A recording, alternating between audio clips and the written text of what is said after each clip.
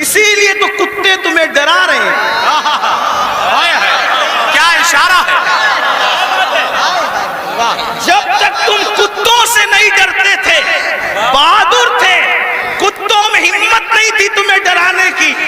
جب سے تم گناہ کر کے بزدل ہوئے, چھوڑ دو رات میں گندی فلمیں دیکھنا, بستر پہ پاپ کی فلم دیکھنے کی بجائے مصلے پہ رو کے دیکھ, جیسے اصحاب کہف کے پیچھے کتا تم ہلا کے چلا تھا, اب بھی کتے تیرے پیچھے تم ہلاتے ہوئے نہ. نعرہ تکبیر, نعرہ رسالت, نعرہ حیدری, مسلک اعلی حضرت. مراد آباد والوں, ہندوستان میں رہنے والے کتے بہادر نہیں ہوئے, تم بزدل ہو گئے. بزدلی سے نکلو, کتا پھر کتا ہے. میں کسی کو نہیں کہہ رہا ہوں, میں تو کتوں پہ بات کر رہا ہوں. امید ہے کہ مراد آباد کے کتے اگر پاس میں بیٹھ کے سن رہے ہیں تو ان کو برا نہیں لگنا چاہیے.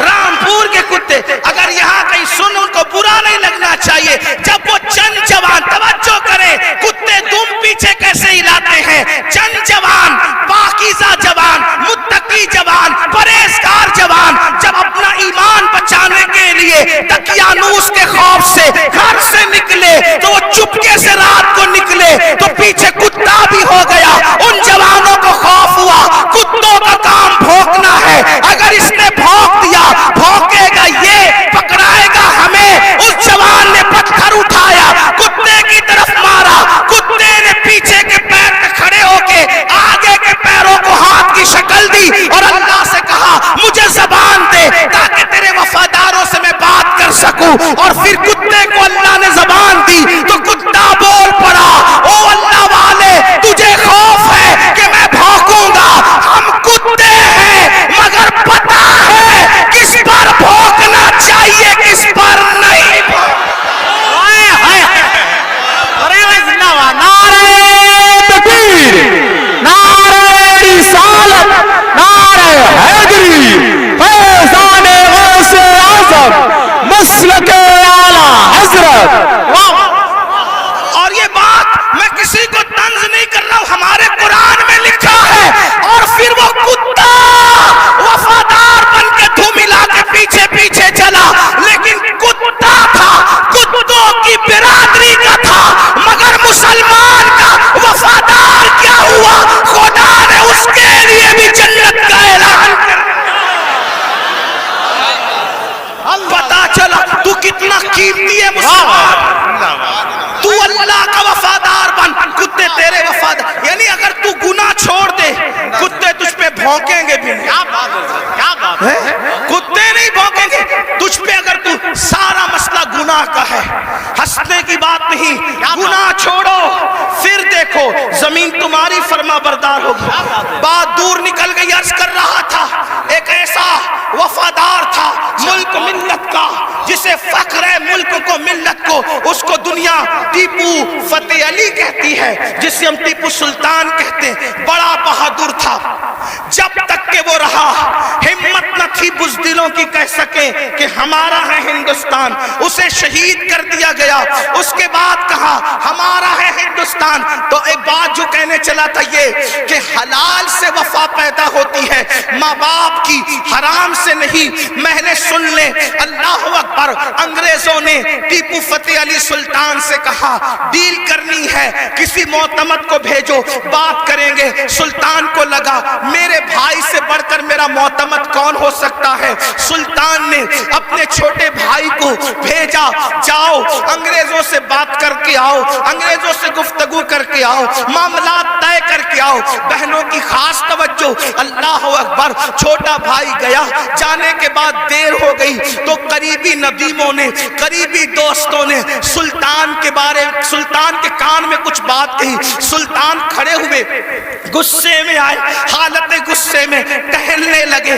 اور دیر ہوئی, ٹہلتے ٹہلتے ماں کے کمرے میں جا گھسے. ماں نے کہا میرے لال کوئی پریشانی ہے. ماں سے کہا ماں تمہارے بیٹے نے میری ناک کو خاک میں ملا دیا. ماں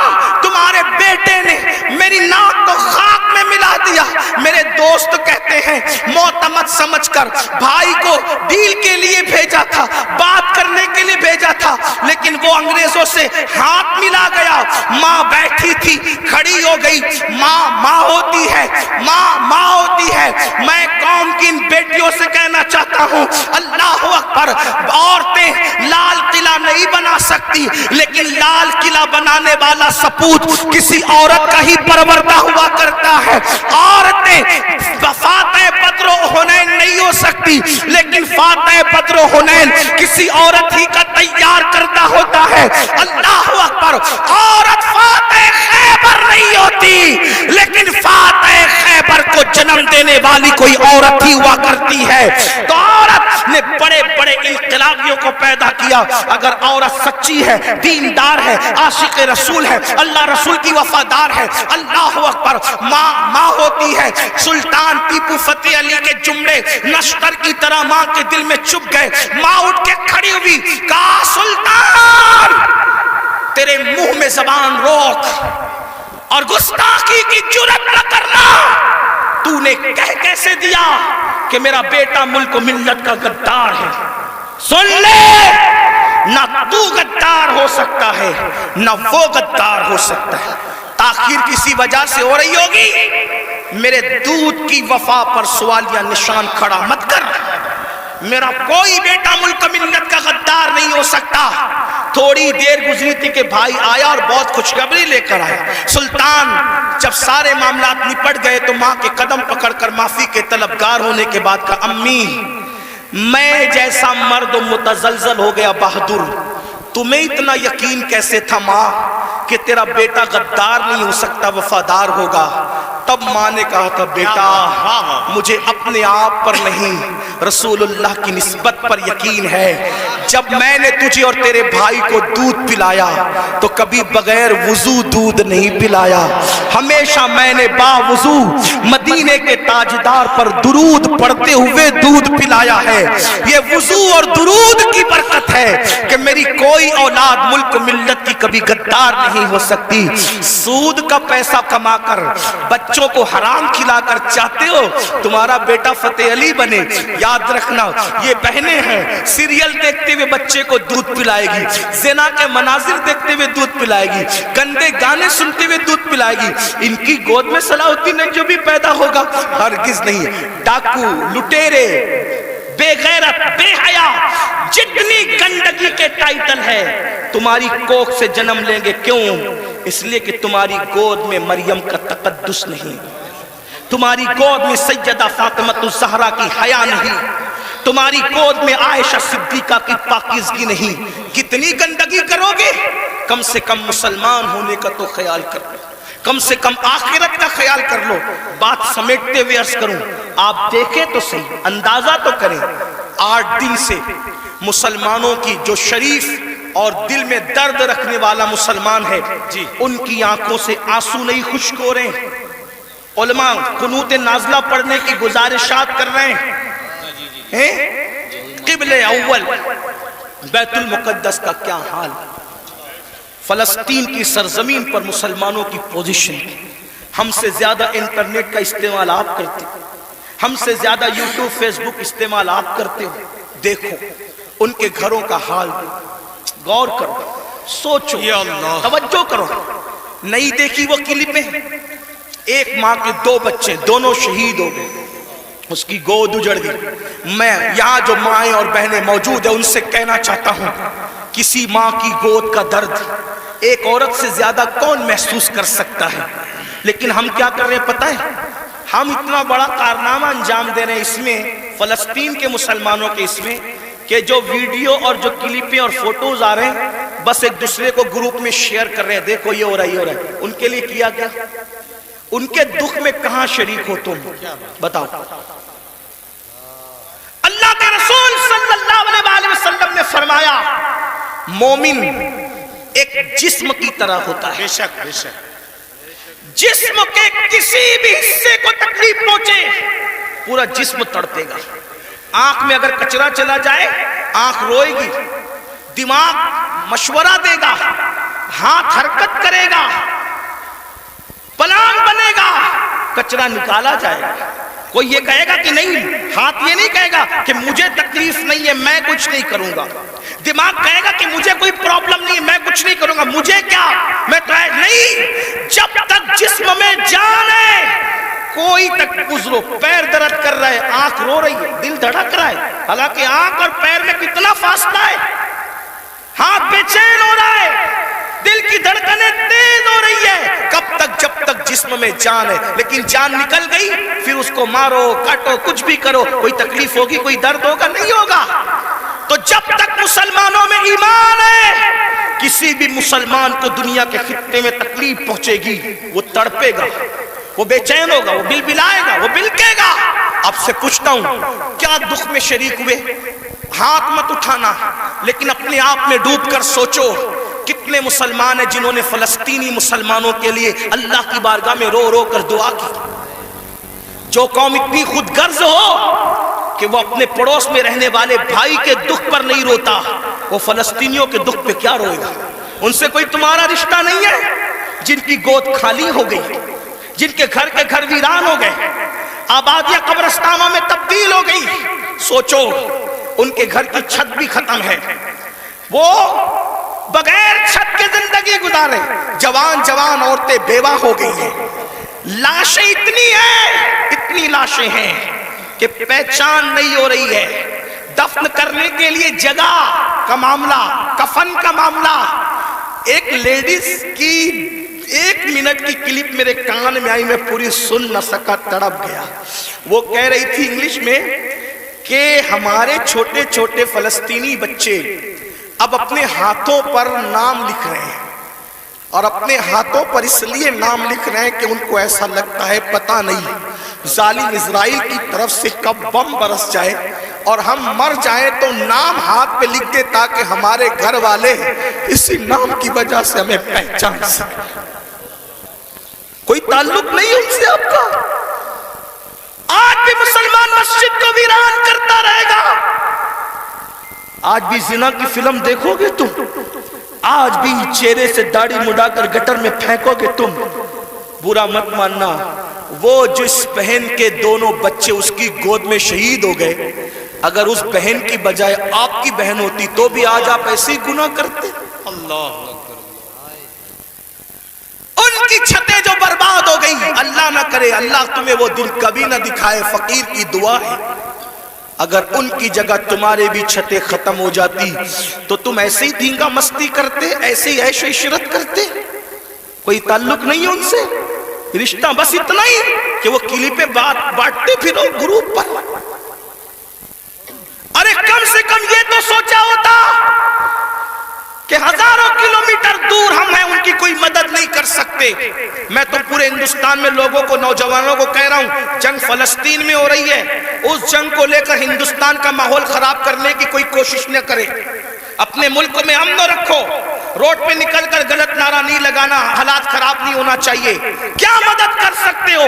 آسان طریقہ، 1450 سال پہلے رسول اللہ نے ہتھیار دیا، الدعاء سلاح المومن، دعا مومن کا ہتھیار ہے۔ روڈ پہ نکلنے کی بجائے 5 وقت مسجد کو بھر دو، اور ہر مسلمان گڑ گڑا کر فلسطینیوں کی مدد کے لیے اللہ سے دعا کرے، بیت المقدس کی حفاظت کے لیے دعا کرے، اور ظالموں کی بربادی کے لیے دعا کرے۔ ہتھیاروں میں جتنی طاقت نہیں ہے، اس سے زیادہ طاقت اللہ نے مسلمانوں کی دعا میں رکھی ہے۔ انشاءاللہ تم گڑ گڑاؤ گے، گناہ سے توبہ کرو گے، دعا کرو گے، انشاءاللہ فلسطینیوں پر اللہ کی مدد نازل ہوگی، بیت المقدس کی حفاظت ہوگی، ظالم کیفر کردار تک پہنچے گا۔ لیکن بڑی معذرت کے ساتھ نہیں آتے ہو نا، مسجد کی طرف نہیں آتے ہو، سب طرف جانا چاہتے ہو، مسجد کی طرف نہیں آتے ہو۔ پھر کہتا ہوں، کتے سے سیکھ لیا ہوتا، جب کوئی کتے کو ڈنڈا مارتا ہے تو کتا چلاتے ہوئے کسی اور کے دروازے پہ نہیں جاتا، کتا چلاتے ہوئے اپنے مالک کے دروازے پہ آتا ہے۔ کتے کو پتا ہے کوئی مار رہا ہے، اگر مار سے مجھے کوئی بچا سکتا ہے تو میرا مالک ہی بچا سکتا ہے۔ مسلمانوں، دنیا تمہیں اتنا پیٹ رہی ہے، دنیا تمہیں اتنا لوٹ رہی ہے، کتا پٹنے کے بعد مالک کی چوکھٹ پہ آ جاتا ہے. تم انسان ہو کر کب آؤ گے مالک کے دروازے پر؟ اللہ کے دروازے پہ کب آؤ گے؟ یاد رکھنا کل بھی اپنے مسائل کا حل اللہ کی چوکھٹ پہ تھا, خدا کے در پہ تھا. آج بھی اپنے مسائل کا حل اللہ کی بارگاہ میں ہے. پلٹ آؤ اللہ کی طرف. کہیں پناہ نہیں ملے گی, پناہ ملے گی تو اسی کی بارگاہ میں ملے گی. رجوع ہو جاؤ اس کی طرف. گناہ کر کے نہ کسی کو عزت ملی ہے نہ آپ کو عزت مل سکتی ہے. مجھے پتا ہے ان ہزاروں جوانوں میں کچھ ایسے سعادت مند چہرے مجھے نظر آ رہے ہیں جن کے دلوں میں واقعی امت کا درد ہے, قوم کا درد ہے. وہ پلٹیں گے, وہ توبہ کریں گے, وہ نادم ہوں گے. ہاں ہاں میری قوم کے جوانوں, ضرور یاد رکھو ہر دروازے پہ جا کر کے اگر انسان جرم کا اعتراف کرتا ہے, دنیا کی عدالتوں کا دستور ہے جہاں پر جرم کو قبول کر لو تو عدالتیں سزا سناتی ہے. ایک میرے اللہ کی عدالت ہے, وہاں جرم قبول کر لو تو سزا نہیں سنائی جاتی بلکہ معاف کر دیا جاتا ہے. ہر جگہ کا دستور ہے کہ اگر جرم قبول کر لو تو لوگ ذلیل کرتے ہیں. یہ میرے اللہ کی شان ہے, جرم قبول کر لو تو یحب التوابین کا خوبصورت تمغہ گلے میں ڈال دیا جاتا ہے اور محبوب بنا لیا جاتا ہے. تو آؤ نا میرے بھائیو, اللہ سے دور کیوں ہو؟ وہ اللہ جس کا فرمان ہے کوئی میری طرف چل کے آتا ہے تو میری رحمتیں اس کی طرف دوڑ کر جاتی ہے. یاد رکھنا لڑکا لڑکی کے ناجائز تعلقات میں کوئی لطف نہیں ہے, یہ توائی ہے. آؤ اللہ سے تعلق جوڑیں. کیا بات, واہ, آؤ اس کے قریب ہو جائیں. سبحان اللہ. میں نے تو یہ بزرگوں سے سنا بھی اور محسوس بھی کیا, سب سے تعلق جوڑنا مشکل ہے. توجہ ہے؟ کیا بات جی حضرت. رضا نگر رامپور والوں توجہ ہے, گرد نواز سے آنے والے سب سے تعلقات بنانا مشکل ہے. سب سے آسان اگر کسی سے تعلق بنانا ہے تو اللہ سے. جلدی ناراض نہیں ہوتا, سبحان توجہ, کیا بات. جلدی ناراض نہیں ہوتا, جلدی راضی ہو جاتا. واہ, رب کو منانا بہت آسان ہے, لیکن یہ میری قوم کی جفاکاریوں کا ماتم کون کرے؟ سب کو منانا چاہتے ہیں, رب کو نہیں منانا چاہتے, کیونکہ رب کی ناراضگی کی ان کے پاس اہمیت کیا ہے؟ سیٹ ناراض نہیں ہونا چاہیے, بیوی ناراض نہیں ہونا, حتیٰ کہ جن بچوں کو ہم نے پیدا کیا, جو ہم سے وہ بچے ناراض نہیں ہونا چاہیے. بچے گئے بیٹا ابا کھلونا لے کر آنا, بھول گئے تو کہتے بیٹا سوری, سوری بیٹا نہیں لا سکا, بھول گیا نا, کل لائیں گے. اس سنڈے نہیں لے کر کے چلے تفریح کے لیے. ہم بھی 50 بار سوری بول چکے اپنے بچوں کو, اس لیے کہہ رہا ہوں. ہاں, لیکن آپ سے پوچھتا ہوں, اپنے چھوٹے چھوٹے بچوں کو منانے کی فکر ہے, وہ یار وہ رب. اب ذرا غور کرو اس کی نعمت پہ غور. چلے بات میں ختم کرنے لگا تھا, لیکن ایک بات بہت سوچنے کی ہے. جی حضرت. اس کی نعمتوں پہ غور کرو. اللہ تعالیٰ پیدا ہونے سے لے کے مرے دم تک ہمیں آکسیجن دیتا ہے. اپنے گھر پہ کیا بل آتا ہے مہینے کا؟ کیا بات. کسی گھر بھیجا اللہ پاک نے کوئی بل بھیجا؟ کچھ مانگا اللہ نے؟ اگر 8 گھنٹے ڈاکٹر آکسیجن لگائے نا تو اتنا لمبا بل آتا ہے کہ انسان سوچنے لگتا ہے کہ میں کہاں چلا گیا تھا. یہی ہے نا جی. ڈاکٹر نے 8 گھنٹے کی آکسیجن دی تو ہزاروں وصول کر لیا, ہے نا, ہے نا. اللہ تعالیٰ نے پوری زندگی آکسیجن ہمیں فری میں. کچھ مانگا؟ بولو تو کچھ مانگا اللہ نے؟ مجھے بتاؤ تو صحیح, کچھ مانگا اللہ نے؟ کچھ نہیں. یہ زمین اللہ نے دی ہے چلنے کی, آسمان کا سائبان. میرے بھائی جب سوتے ہو نا تو یہ کیڑے مکوڑے ہمارے ناک اور کان میں نہیں جاتے. 99% لوگوں کے کان میں کیڑے مکوڑے, حالانکہ کیڑے کی فطرت ہے کہ جب سوراخ دیکھے گا تو اس میں گھس جائے گا. کیوں نہیں جاتے پتہ ہے؟ 60 فرشتے ہر انسان پر اللہ نے حفاظت کے لیے مقرر کر سکتا ہے. ناک اور کان میں کیڑے بھی نہ جائے میرا اللہ بچاتا ہے. سوچو تو صحیح نہیں, غور کرو. گھر سے نکلتے ہو نا اللہ کا نام لے کر, 2 فرشتے حفاظت کے لیے مقرر کرتا ہے جب تک گھر پر لوٹ نہیں جاتے. ماں کے سینے میں دودھ کس نے پیدا کیا؟ پیدا ہونے سے پہلے اللہ نے. اور سینے میں دودھ پیدا کرنے کے بعد ماں کے دل میں ممتا بھی پیدا کی کہ اس کو پلا. اگر اللہ نفرت پیدا کرتا تو درجنوں عورتیں ایسی ہیں جو اپنے بچوں کو چھوڑ کے ہاسپٹل میں بھاگ گئی. اگر ہماری ماں بھی چھوڑ کے بھاگ گئی ہوتی تو عزت کے ساتھ ایسے بیٹھتے یہاں تو اس ماں کے دل میں کس نے پیار دیا؟ خود سردی میں ہمارے پیشاب پہ سوتی رہی اور ہمیں گرم بستر پہ سلایا. کس نے پیار دیا اس کے دل میں؟ اللہ نے. کھڑے ہونے کی طاقت کس نے دی؟ جاؤ لنگڑوں سے پوچھو پیر کی قیمت کیا ہوتی ہے. جاؤ پوچھو. جتنی بے وفائی کرنا ہے میرے اللہ کے ساتھ کر لو، ایک دن اللہ کی عدالت ہے. اندھوں سے پوچھو آنکھ کی قیمت کیا ہوتی ہے. اگر اللہ آنکھ چھین لے اربوں خربوں روپے بھی دے کر کے تم اخیارے نہیں ہو سکتے. اسی کی دی ہوئی آنکھوں سے اسی کی نافرمانی اس کے نبی کے دل پہ کیا گزرتی ہوگی؟ سوچو تو صحیح. جا کر کے پوچھو زبان کی قیمت کیا ہوتی ہے، جس کی آواز نہیں نکلتی، جس کو منہ نہیں ہے. اتنی ساری نعمتیں لے کر بیٹھے ہو، پھر اس سے بے وفائی. اقبال نے کہا تھا بتوں کو تجھ سے امید، بتوں سے تجھ کو امیدیں، خدا سے نامی دی. مجھے بتا تو صحیح اور کافری کیا ہے؟ کفر کس چیز کا نام ہے؟ کہتے ہو اللہ نے ہمیں دیا کیا؟ میں نے کہا لگا قیمت آنکھ کی، لگا قیمت کان کی، لگا قیمت زبان کی، لگا قیمت کڈنیوں کی، لگا قیمت خون کی. ارے جن کو ڈائلیسس کیا جاتا ہے ان کو کتنے روپے ہر مہینے خرچ کرنے ہوتے ہیں. میرا اللہ روزانہ تازہ خون پیدا کرتا ہے. کچھ مانگتا ہے اس کے عوض میں؟ کچھ نہیں مانگتا. پھر بھی اس سے بے وفائی. کب تک ادھر ادھر بھٹکتے رہو گے؟ موت ہے. کب تک اس سے جفا کرو گے؟ موت ہے. کب تک اس کو ناراض کرو گے؟ موت ہے. میرے بھائیوں اتنا سوچو، دنیا میں اتنا دیا ہے، آخرت میں کتنا دے گا؟ وفادار تو بن کے دیکھ، وفادار تو بن کے دیکھ.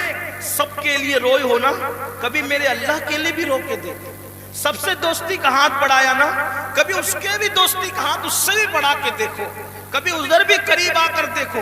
میں پورے یقین سے کہہ رہا ہوں جس دن تم اس کے ہو جاؤ گے تمہیں کسی کی دعا کی ضرورت بھی نہیں پڑے گی. تم خود جس کے سر پہ ہاتھ رکھ دو گے اس کی قسمت بدل جائے گی. جس کے گھر میں تم جا کے بیٹھ جاؤ گے برکتوں کا نزول ہوگا. اس کے ہو کے تو دیکھو. آسان ہے اس کا بننا. گناہ سے نکلو، توبہ کرو، اللہ کو مناؤ، اللہ کو گڑ گڑاؤ، اللہ کی بارگاہ میں گڑ گڑاؤ، آہو بکا کرو. سب کے لیے رو چکے، اس کے لیے رو کے دیکھو کتنا سکون ملتا ہے. سب کے پاس گڑ گڑا چکے، اس کے پاس گڑ گڑا کے دیکھو کتنا قرار ملتا ہے. سب کے یہاں عرضیاں لگا چکے، اس کی بارگاہ میں عرضیاں لگا کر کے دیکھو. آخری جو بات کہنی ہے سنیں. ایک بہت خوبصورت جوان تھے، حضور علیہ السلام ان سے پیار کرتے تھے کیونکہ جوانی میں وہ سردار بن گئے تھے. سردار کس کے؟ قبیلے کے. قبیلے کے سردار بن گئے تھے. اس خوبصورت جوان کا نام حدیث میں دہیہ کلبی آتا ہے. بنو کلب کے سردار تھے، دہیہ نام تھا، دہیہ کلبی. حضور کی تمنا تھی یہ جوان سدھر جائے. یہ جوان، حضور جوانوں سے بہت پیار کرتے تھے اور جوانوں کے سدھرنے پہ حضور کو بڑی خوشی ہوتی تھی. اور حضور علیہ السلام جن جوانوں کے پیچھے کام ہوتی تھی ان جوانوں کے لیے بہت دعائیں بھی کرتے تھے، اس لیے کہ جوان جوان ہوتا ہے. حضور کی خاص توجہ جوانوں کی طرف تھی. دیکھو حضور علیہ السلام کے صحابہ حضور کے پردہ فرمانے کے تقریباً آدھی صدی تک کے لوگوں کی رہنمائی کرتے رہے، بلکہ پونا صدی تک. تو جو لوگ سب جوان تھے تبھی تو نا. سعد ابن ابی وقاص اس وقت جنگ میں شریک ہوئے جب ان کے چہرے پہ داڑھی بھی نہیں نکلی تھی. مولا علی 9 سال یا 8 سال کی عمر کے تھے جب آپ نے کلمہ پڑھا. حضرت سیدنا فاروق اعظم 30-32 سال کے تھے جب آپ نے کلمہ پڑھا. حضور نے ٹارگٹ جوانوں کو کیا. اس لیے میرا بھی دلچسپی کا عنوان میری قوم کے جوان ہے. مجھے پتا ہے جب کوئی جوان سدھرے گا انقلاب آئے گا، بلکہ جوان سدھرے گا تو بڈھے اور بچے دونوں سدھر جائیں گے. کیوں؟ کیونکہ جب جوان بیٹا مسجد جائے گا، جوان بیٹا مسجد جائے گا تو بوڑھا تو شرم کے مارے مسجد نہیں ہے کہ وہ سدھر گیا، اب میرے پیر قبر میں لٹک رہے، میں گھر میں کیسے بیٹھوں؟ اس نے تو سدھر نہیں ہے. لیکن جوان باپ کو جب بچہ مسجد جاتے دیکھے گا تو بچہ باپ کی انگلی پکڑ کر خود ہی جائے گا. تو ایک جوان سدھار دو, گھر کے دو خود ہی سدھر جائیں گے. اس لیے اقبال نے بھی جوان کو ٹارگٹ کیا, کہتے نہیں تیرا نشے من قصر سلطانی کے گنبد پر, نہیں تیرا نشے من قصر سلطانی کے گنبد پر, تو شاہی ہے بسیرا کر پہاڑوں کی چٹانوں میں. اور عقابی روح جب بیدار ہوتی ہے جوانوں میں, نظر آتی ہے ان کو اپنی منزل آسمانوں میں. چھوڑ دو گناہ, اگر جوانی میں گناہ چھوڑ دو گے اللہ کے محبوب بن جاؤ گے, اللہ کے مقبول بن جاؤ گے. جوانی میں گناہ چھوڑ دو گے, توبہ کرو گے, جنت میں رسول اللہ کا پڑوس نصیب ہوگا. اگر جوانی میں گناہ چھوڑ دو گے اللہ بڑھاپا عزت سے بھرپور کر دے گا. جو لوگ جوانی میں گناہ چھوڑتے ہیں اللہ انہیں عزت والا بڑھاپا عطا کرتا ہے, وقار والا بڑھاپا عطا کرتا ہے. تو یاد رکھیے. اور پھر یہ سب کے سب